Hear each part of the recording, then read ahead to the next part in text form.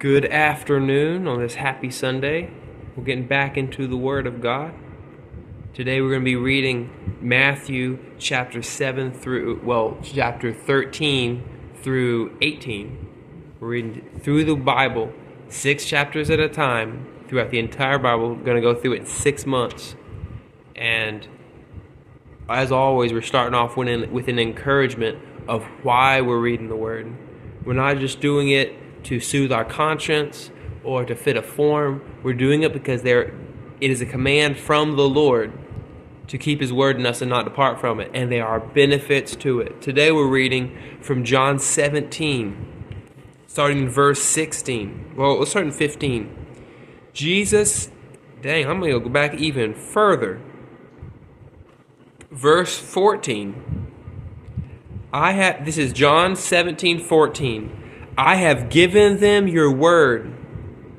Jesus is praying to the Father for us. I have given them your word, and the world has hated them because they are not of the world, just as I am not of the world. I do not pray that you should take them out of the world, but that you should keep them from the evil. For they are not of the world, just as I am not of the world. Sanctify them by your truth. Your word is truth. As you have sent them into the world, I have sent them into the world. And for their sakes I sanctify myself, that they also may be sanctified by the truth. So Jesus is saying, Jesus brought the word of God to us, declared it to us. Why? So we could belong to Him. We belong to the Lord now. We don't belong to the world in which we live. As we're living in this world, God needs to sanctify us by His truth, which is His word. But if we're not ingesting His word, taking it in, keeping it in, processing it on the inside of us, meditating on His word day and night, His word is going to be true on a page. But if the word's not coming off of those pages and into your heart and into your life, then you're not going to be sanctified. As we were talking this morning at Sunday service, sanctification is a process that takes place over time. And we need to be in that word for that process to be taking place on the inside of us. So Lord, open our eyes as we're getting into your word to see wonderful things out of your word. Starting in chapter 13 of Matthew, verse 1. It says, on the same day, Jesus went out of the house and sat by the sea. And great multitudes were gathered together to him, so that he got into a boat and sat, and the whole multitude stood on the shore. Then he spoke many things to them in parables, saying, Behold, a sower went out to sow. And as he sowed, some of the seed fell by the wayside, and the birds came and devoured them. Some fell on stony places, where they did not have much earth, and immediately they sprang up because they had no depth of earth. But when the sun was up, they were scorched, and because they had no root, they withered away. And some fell among thorns, and the thorns sprang up and choked them. But others fell on good ground, and yielded a crop, some 100, some 60, and some 30. He who has ears to hear, let him hear. And the disciples came and said to him, Why do you speak to them in parables? He answered and said to them, Because it has been given to you to know the mysteries of the kingdom, but to them it has not been given. For whoever has, to him more will be given, and he will have an abundance. But whoever does not have, even what he has will be taken away from him. Therefore I speak to them in parables, because seeing they do not see, and hearing they do not hear, nor do they understand. And in them, the prophecy of Isaiah is fulfilled, which says, Hearing you will hear, and shall not understand, and seeing you will see, and shall not perceive.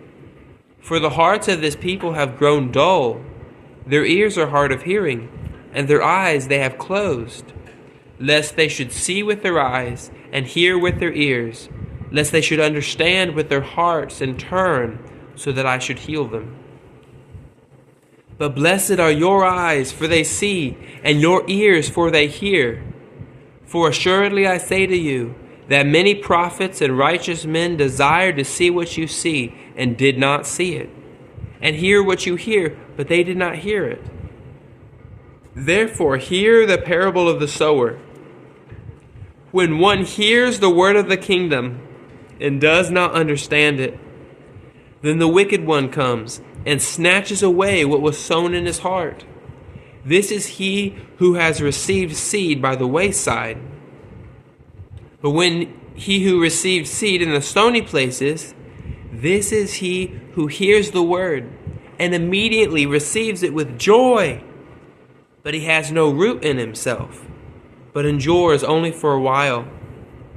For when tribulation or persecution arises because of the word, immediately he stumbles. Now he who receives seed among the thorns is he who hears the word, and the cares of this world and the deceitfulness of riches choke the word, and he becomes unfruitful. But he who receives seed on the good ground is he who hears the word and understands it, who indeed bears fruit and produces, some 100-fold, some 60, and some 30. Another parable he put forth to them, saying, The kingdom of heaven is like a man who sowed good seed in his field. But while men slept, his enemy came, and sowed tares among the wheat, and went his way. But when the grain had sprouted and produced a crop, then tares also appeared. So the servants of the owner came and said to him, Sir, did you not sow good seed in your field?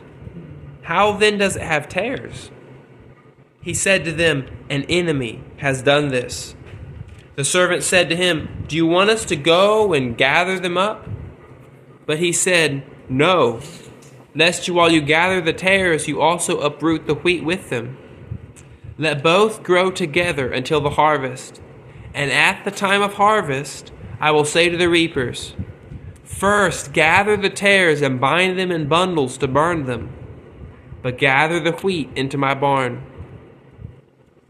Another parable he put forth to them, saying, The kingdom of heaven is like a mustard seed, which a man took and sowed in his field, which indeed is the least of all the seeds, but when it is grown, it is greater than the herbs, and becomes a tree, so that the birds of the air come and nest in its branches. Another parable he spoke to them. The kingdom of heaven is like leaven, which a woman took and hid in 3 measures of meal till it was all leavened. All these things Jesus spoke to the multitude in parables, and without a parable he did not speak to them, that it might be fulfilled which was spoken by the prophet, saying, I will open my mouth in parables. I will utter things kept secret from the foundation of the world. Then Jesus sent the multitude away and went into his house. And his disciples came to him, saying, Explain to us the parable of the tares of the field. He answered and said to them, He who sows the good seed is the Son of God, Son of Man. The field is the world. The good seeds are the son of the kingdom, but the tares are the sons of the wicked one. The enemy who sowed them is the devil. The harvest is the end of the age, and the reapers are the angels. Therefore, as the tares are gathered and burned in fire, so it will be at the end of this age. The Son of Man will send out his angels. They will gather out of his kingdom all things that offend, and those who practice lawlessness, and will cast them into the furnace of fire. There will be wailing and gnashing of teeth. Then the righteous will shine forth as the sun in the kingdom of their Father. He who has ears to hear, let him hear. Again, the kingdom of heaven is like treasure hidden in a field, which a man found and hid. And for joy over it, he goes and sells all that he has and buys that field. Again, the kingdom of heaven is like a merchant seeking beautiful pearls, who, when he had found one pearl of great price, went and sold all he had, and he bought it. Again, the kingdom of heaven is like a dragnet that was cast into the sea, and gathered some of every kind, which when it was full, they drew it to shore, and they sat down and gathered the good into vessels, but threw the bad away. So it will be at the end of the age. The angels will come forth, separate the wicked from among the just, and cast them into the furnace of fire. They will be wailing and gnashing of teeth. Jesus said to them, "Have you understood all these things?" And they said to him, "Yes, Lord." Then he said to them, "Therefore every scribe instructed concerning the kingdom of heaven is like a householder who brings out of his treasure things new and old." Now it came to pass, when Jesus had finished these parables, that he departed from there. When he had come to his own country, he taught them in their synagogue. So they were astonished and said, "Where did this man get his wisdom and his mighty works? Is not this the carpenter's son? Is not his mother called Mary? And his brothers, James, Joseph, Simon, and Judas? And his sisters, are they not all with us? Where then did this man get all these things?" So they were offended at him. But Jesus said to them, "A prophet is not without honor, except in his own country and in his own house." Now he did not do many mighty works there, because of their unbelief. At that time, this is chapter 14. At that time, Herod the Tetrarch heard the report about Jesus, and said to his servants, "This is John the Baptist. He is risen from the dead, and therefore these powers are at work in him." For Herod had laid hold of John and bound him, and put him in prison for the sake of Herodias, his brother Philip's wife, because John had said to him, "It is not lawful for you to have her." And although he wanted to put him to death, he feared the multitude, because they counted him as a prophet. But when Herod's birthday was celebrated, the daughter of Herodias danced before them, and pleased Herod. Therefore he promised with an oath to give her whatever she might ask. So she, having been prompted by her mother, said, "Give me John the Baptist's head here on a platter." And the king was sorry. Nevertheless, because of the oaths, and because of those who sat with him, he commanded it to be given to her. So he sent and had John beheaded in prison. And his head was brought on a platter and given to the girl, and she brought it to her mother. Then his disciples came and took away the body and buried it, and went and told Jesus. When Jesus heard it, he departed from there by boat to a deserted place by himself. But when the multitudes heard it, they followed him on foot from the cities. And when Jesus went out, he saw a great multitude, and he was moved with compassion for them, and healed their sick. When it was evening, his disciples came to him, saying, "This is a deserted place, and the hour is already late. Send the multitudes away, that they may go to the villages and buy themselves food." But Jesus said to them, "They do not need to go away. You give them something to eat."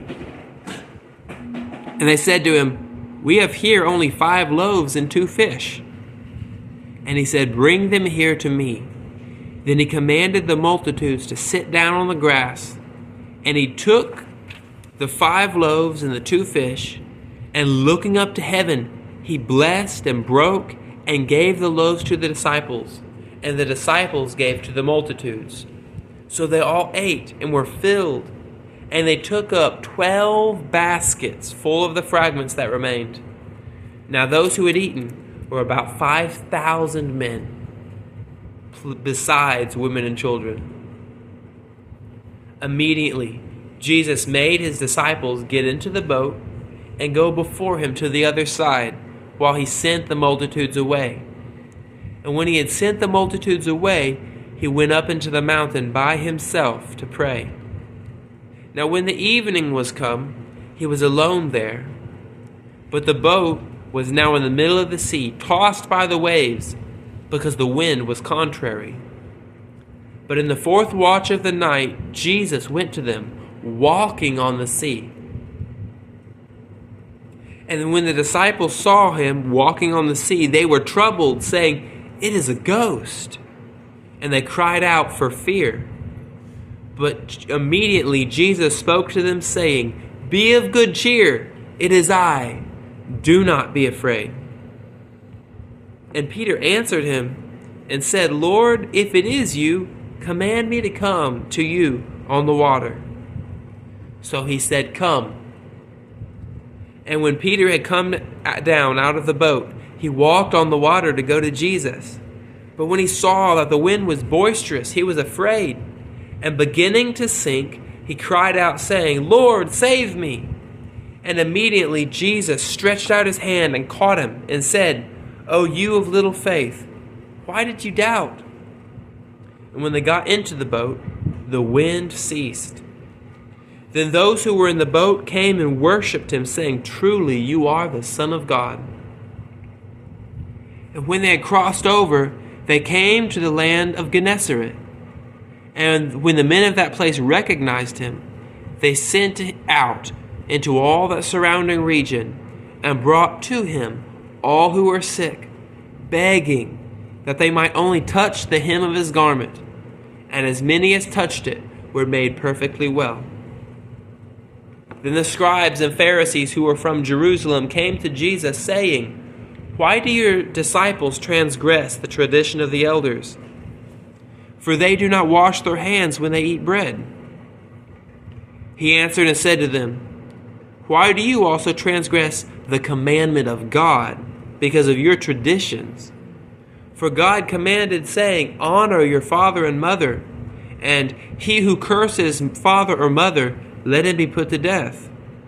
But you say, 'Whoever says to his father or mother, whatever profit you may have received from me, it's a gift to God,' then he doesn't need to honor his father or mother.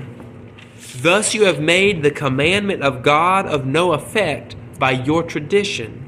Hypocrites! Well did Isaiah prophesy about you, saying, 'These people draw near to me with their mouth, and they honor me with their lips, but their heart is far from me. And in vain they worship me, teaching as doctrines the commandments of men.' When he had called the multitude to himself, he said to them, 'Hear and understand. Not what goes into the mouth defiles a man, but what comes out of the mouth, this defiles a man.' Then his disciples came and said to him, 'Do you know that the Pharisees were offended when they heard you say these things?' But he answered and said, 'Every plant which my heavenly Father has not planted will be uprooted. Let them alone. They are blind leaders of the blind.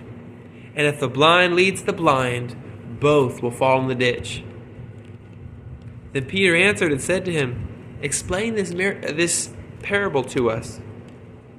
So Jesus said, 'Are you also still without understanding? Do you not yet understand that whatever enters into the mouth goes into the stomach and is eliminated? But those things which proceed out of the mouth, they come from the heart, and they defile a man. For out of the heart proceed evil thoughts, murders, adulteries, fornications, theft, false witness, and blasphemies. These are the things which defile a man. But to eat with unwashed hands does not defile a man.' Then Jesus went out from there and departed to the region of Tyre and Sidon. And behold, a woman of Canaan came from that region and cried out to him, saying, 'Have mercy on me, O Lord, Son of David. My daughter is severely demon-possessed.' But he answered her not a word. And his disciples came and urged him, saying, 'Send her away, for she cries out after us.' But he answered and said, 'I was not sent except to the lost sheep of the house of Israel.' Then she came and worshipped him, saying, 'Lord, help me.' But he answered and said, "It is not good to take the children's bread and throw it to the little dogs." And she said, "Yes, Lord.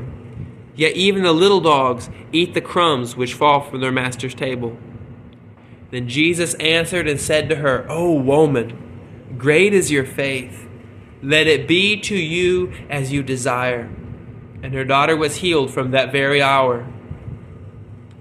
Jesus departed from there, skirted the Sea of Galilee, and went up to them on the mountain and sat down there. Then great multitudes came to him, having with them the lame, blind, mute, maimed, and many others, and they laid them down at Jesus' feet, and he healed them. So the multitude marveled when they saw the mute speaking, the maimed made whole, the lame walking, the blind seeing, and they glorified the God of Israel. Now Jesus called his disciples to himself and said, "I have compassion on the multitude, because they have now continued with me 3 days and have nothing to eat. And I do not want to send them away hungry, lest they faint on the way." Then his disciples said to him, "Where would we get enough bread in the wilderness to fill such a great multitude?" Jesus said to them, "How many loaves do you have?" And they said, 7, and a few little fish. So he commanded the multitude to sit down on the ground. He took the 7 loaves and the fish, gave thanks, broke them, and gave them to his disciples. And the disciples gave to the multitude. So they all ate and were filled. And they took up 7 large baskets full of the fragments that were left. Now those who ate were 4,000 men, besides women and children. And he sent away the multitude, got into the boat, and came into the region of Magdala. Then the Pharisees and Sadducees came, testing him, whether that he would show them a sign from heaven. He answered and said to them, "When it is evening, you say, 'It will be fair weather, for the sky is red.' And in the morning, 'It will be foul weather today, for the sky is red and threatening.' Hypocrites! You know how to discern the face of the sky, but you cannot discern the signs of the times. A wicked and adulterous generation seeks after a sign, and no sign shall be given to it except the sign of the prophet Jonah." And he left them and departed. And when his disciples had come to the other side, they had forgotten to take bread. Then Jesus said to them, "Beware and take heed of the leaven of the Pharisees and the Sadducees." And they reasoned among themselves, saying, "It's because we have no bread." But Jesus, being aware of this, said to them, "O you of little faith, why do you reason among yourselves because you brought no bread? Do you not yet understand or remember the 5 loaves of the 5,000? And how many baskets did you take up? Nor the 7 loaves of the 4,000, how many baskets you took up? How is it that you do not understand that I didn't speak to you concerning bread, but to beware of the leaven of the Pharisees and you Sadducees?" So then they understood. He did not tell them to beware of the leaven of bread, but of the doctrine of the Pharisees and the Sadducees. When Jesus came into the region of Caesarea Philippi, he said to his disciples, asking, Who do men say that I, the Son of Man, am?" So they said, "Some say John the Baptist, some Elijah, and others Jeremiah or one of the prophets." He said to them, "But who do you say that I am?" Simon Peter answered and said, "You are the Christ, the Son of the living God." Jesus answered and said to him, "Blessed are you, Simon Bar-Jonah, for flesh and blood has not revealed this to you, but my Father who is in heaven. And I also say to you that you are Peter, and on this rock I will build my church, and the gates of hell shall not prevail against it. And I will give you the keys of the kingdom, and whatever you bind on earth will be bound in heaven, and whatever you loose on earth will be loosed in heaven." Then he commanded his disciples that they should tell no one that he was Jesus the Christ. From that time on, Jesus began to show to his disciples that he must go to Jerusalem and to suffer many things from the elders and the chief priests and the scribes, and be killed and raised the third day. Then Peter took him aside and began to rebuke him, saying, "Far be it from you, Lord, this shall not happen to you." But he turned and he said to Peter, "Get behind me, Satan! You are an offense to me, for you are not mindful of the things of God, but the things of men." Then Jesus said to his disciples, "If anyone desires to come after me, let him deny himself and take up his cross and follow me. For whoever desires to save his life will lose it. But whoever loses his life for my sake will find it. For what profit is it to a man if he gains the whole world and loses his own soul? Or what will a man give in exchange for his soul? For the Son of Man will come in the glory of his Father with the angels, and then he will reward each one according to his works. Assuredly I say to you, there are some standing here who shall not taste death till they see the Son of Man coming in his kingdom." Chapter 17. Now after 6 days, Jesus took Peter, James, and John, his brother, led them up on a high mountain by themselves, and he was transfigured before them. His face shone like the sun, and his clothes became as white as the light. And behold, Moses and Elijah appeared to them, talking with him. Then Peter answered and said to Jesus, "Lord, it is good for us to be here. If you wish, let's make here 3 tabernacles, one for you, one for Moses, and one for Elijah." While he was speaking, behold, a bright cloud overshadowed them. And suddenly a voice came out of the cloud saying, "This is my beloved Son, in whom I am well pleased. Hear him." And when the disciples heard it, they fell on their faces and were greatly afraid. But Jesus came and touched them and said, "Arise, and do not be afraid." And when they lifted up their eyes, they saw no one but Jesus only. Now as they came down the mountain, Jesus commanded them, saying, "Tell no one the vision until the Son of Man is risen from the dead." And his disciples asked him, saying, "Why then do the scribes say that Elijah must come first?" Jesus answered and said to them, "Indeed, Elijah is coming first, and will restore all things. But I say to you that Elijah has already come, and they did not know him, but did to him whatever they wished. Likewise, the Son of Man is also about to suffer at their hands." Then the disciples understood that he spoke to them of John the Baptist. And when they had come down the mountain, a man came to him, kneeling down to him and saying, "Lord, have mercy on my son, for he is an epileptic, and suffers severely. For he often falls into the fire and often into the water. So I brought him to your disciples, but they could not cure him." Then Jesus answered and said, "O faithless and perverse generation, how long shall I be with you? How long shall I bear with you? Bring him here to me." And Jesus rebuked the demon, and it came out of him, and the child was cured from that very hour. And the disciples came to Jesus privately and said, "Why could not we cast him out?" So Jesus said to them, "Because of your unbelief.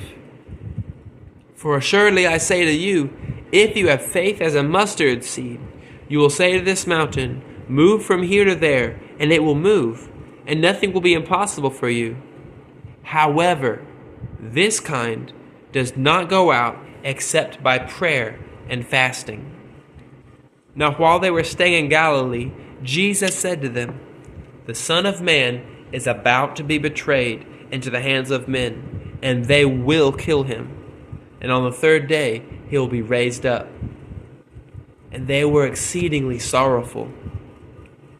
When they had come to Capernaum, those who received the temple tax came to Peter and said, "Does your teacher not pay the tax?" And he said, "Yes." So when they came to the house, Jesus anticipated him, saying, "What do you think, Simon? From whom do the kings of the earth take custom or taxes? From their sons or from strangers?" Peter said to him, "From strangers." Jesus said to him, "Then the sons are free. Nevertheless, lest we offend them, go to the sea, cast in a hook, and take the fish that comes up first. When you have opened its mouth, you will find a piece of money. Take that and give it to them for me and you." Chapter 18. At that time, the disciples came to Jesus, saying, "Who then is the greatest in the kingdom of heaven?" Then Jesus called a little child to him, set him in the midst of them, and said, "Assuredly I say to you, unless you are converted and become as little children, you will by no means enter the kingdom of heaven. Therefore, whoever humbles himself as this little child is the greatest in the kingdom of heaven. Whoever receives one little child like this in my name receives me. But whoever causes one of these little ones who believe in me to sin, it will be better for him if a millstone were hung about his neck and he were drowned in the depth of the sea. Woe to the world because of offenses, for offenses must come, but woe to that man by whom the offense comes. If your hand or foot causes you to sin, cut it off and cast it from you. It is better for you to enter into life lame or maimed than having 2 hands or 2 feet to be cast into everlasting fire. And if your eye causes you to sin, pluck it out and cast it from you. It is better for you to enter into life with 1 eye rather than having 2 eyes to be cast into hellfire. Take heed that you do not despise one of these little ones. For I say to you that in heaven their angels always see the face of my Father who is in heaven. For the Son of Man has come to save that which was lost. What do you think? If a man has 100 sheep and one of them goes astray, does he not leave the 99 and go into the mountains to seek the one who is straying? And if he should find it, assuredly I say to you, he rejoices more over that sheep than over the 99 who did not go astray. Even so, it is the will of your Father who is in heaven that not even one of these little ones should perish. Moreover, if your brother sins against you, go and tell him his fault between you and him alone. If he hears you, you've gained your brother. But if he will not hear, take you 1 or 2 more, that by the mouth of 2 or 3 witnesses every word may be established. And if he refuses to hear them, then tell it to the church. But if he refuses even to hear the church, let him be to you like a heathen and a tax collector. Assuredly I say to you, whatever you bind on earth will be bound in heaven, and whatever you loose on earth will be loosed in heaven. Again I say to you that if 2 of you agree on earth concerning anything that they ask, it will be done for them by my Father in heaven. For where 2 or 3 are gathered together in my name, there am I in the midst of them." Then Peter came to him and said, "Lord, how often shall my brother sin against me and I forgive him? Up to 7 times?" Jesus said to him, "I do not say to you up to 7 times, but up to 70 times 7. Therefore, the kingdom of heaven is like a certain king who wanted to settle accounts with his servants. And when he had begun to settle accounts, one was brought to him who owed him 10,000 talents. But as he was not able to pay, his master commanded that he be sold, with his wife and children, and all that he had, and that payment should be made. The servant therefore fell down before him, saying, Master, have patience with me, and I will pay you all. The master of the servant was moved with compassion, and released him and forgave him the debt. But that servant went out, found one of his fellow servants who owed him 100 denarii, and he laid hands on him, and he took him by the throat, saying, Pay me what you owe. So his fellow servant fell down at his feet and begged him, saying, Have patience with me, and I will pay you all. And he would not, but went and threw him into prison until he should pay the debt. So when his fellow servants saw what had been done, they were very grieved, and came and told their master what had been done. Then his master, after he had called him, said to him, You wicked servant, I forgave you all the debt because you begged me. Should you not also have had compassion on your fellow servant, just as I had pity on you? And his master was angry, and delivered him to the torturers until he should pay all that was due to him. So my heavenly Father will also do to you, if each one of you from your heart do not forgive your brother his trespasses. Man, and that scripture was deep. Lord, seal it in our hearts. Pray you give us understanding. As you're watching this, listening to this, if you have any questions about what we've been reading, post it in a comment, send a message. The Lord wants you to understand His Word. We got help. We got to help you guys. So let's hit this again tomorrow. Love you guys. And one more thing. Feel very free to listen to this again and again. If you listen to this 8 times in a day, that would be a good thing. It would not be a bad thing at all. Put it on repeat. That's what I love to do. All right. Love you guys.